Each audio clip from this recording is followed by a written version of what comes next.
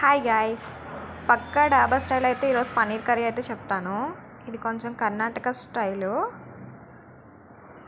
నేనైతే ఫస్ట్ అయితే 400 గ్రామ్స్ తీసుకున్నాను పన్నీర్ని, కట్ చేసుకున్నాను. కొంచెం ధనియాల పొడి, గరం మసాలా, కారము, సాల్ట్ అన్నీ వేసుకొని మిక్స్ చేసుకోవాలి. తర్వాత కట్ చేసుకున్న ముక్కలను అయితే దాంట్లో పెట్టి శుభ్రంగా కలిసినంత వరకు మిక్స్ చేసుకోవాలి. దాని తర్వాత కొంచెం కళాయి పెట్టి కళాయిలో కొంచెం ఆయిల్ పెట్టి అది కొంచెం మరిగాక పన్నీర్ మొత్తం వేసేయాలి, ఫుల్గా ఫ్రై చేయాలి. తర్వాత పన్నీర్ తీసేసిన తర్వాత అదే ఆయిల్లోనైతే ఆనియన్స్ వేసుకొని వేపుకోవాలి. దాంట్లోనే కొంచెం టమాటా కూడా వేసుకోవాలి. రెండు మిక్స్ చేసుకొని సైడ్కి తీసుకొని అది మిక్సీ పట్టుకోవాలి. నెక్స్ట్ కళాయి పెట్టుకొని ఏమో బిర్యానీ ఆకులు, చెక్క, లవంగీలు, ఇంకా యాలకులు, జీడిపప్పు వేసుకొని అయితే ఫ్రై చేసుకోవాలి.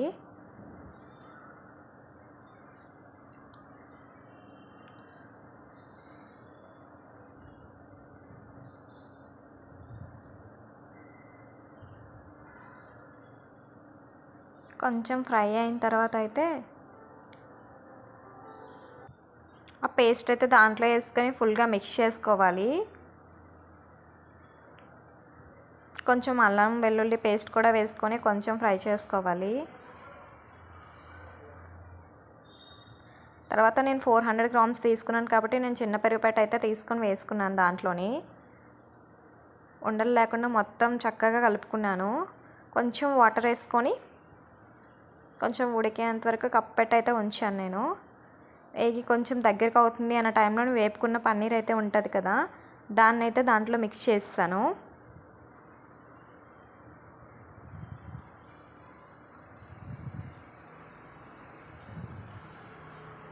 కొంచెం ఉడికించాను.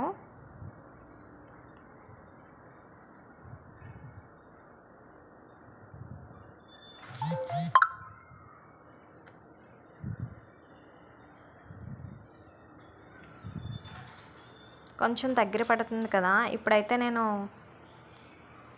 1 స్పూన్ ధనియాల పొడి, జీలకర్ర పొడి,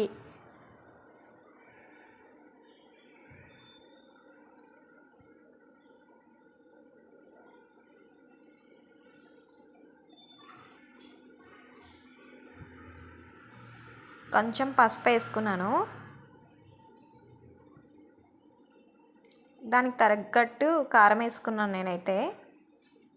కొంచెం సాల్ట్, టేస్ట్కి సరిపడా అన్నీ మిక్స్ చేసుకున్నాను.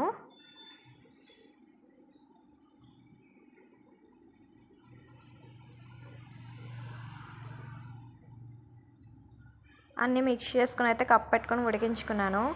ఓవరాల్గా అయితే నా కుకింగ్ అయితే అయిపోయింది. పన్నీర్ కర్రీ అయితే రెడీ అయిపోయింది. డాబా స్టైల్ పన్నీర్ కర్రీ అయితే ఫినిష్. తిన్నాను, చాలా అంటే చాలా టేస్టీగా ఉంది.